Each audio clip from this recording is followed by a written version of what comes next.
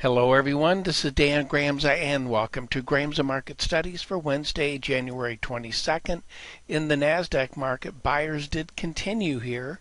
This is the kind of behavior we're looking for, but I'm looking for the real key is the next 2 days. I'm looking for action that supports this. As I talked about in the advanced video, the next 2 days are very important and we'll monitor that as we continue on here.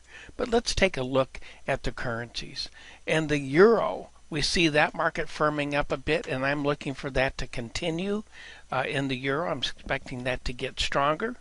And when it comes to the interest rates, I'm looking for that to get weaker as the 10-year note stepped in the right direction, but it's still bouncy at these levels. We need some downward movement, and that is what I'm looking for. However, in the gold market, I'm looking for a sideways move, and for the silver market, we did trade below this bearish level. The difference between the bullish and bearish level in that market's 24 cents, or that would be $600 would be the dollar value of that change. And again, that's just a reference to give you an idea of what that represents. In crude oil, the market did firm up. I'm not looking for strong follow through in that market.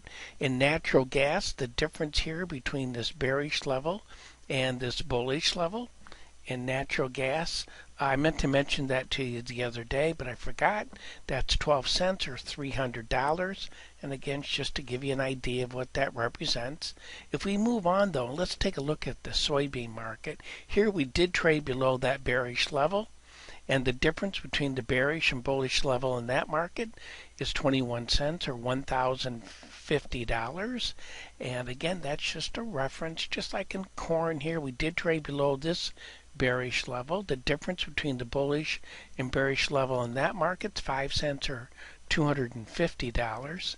And what are we looking for in this market, especially the soybean market in today's action? A sideways, smaller to unchanged type action. Well, that concludes today's market studies. Thank you for being with me. Look forward to being with you again. And in the meantime, take care.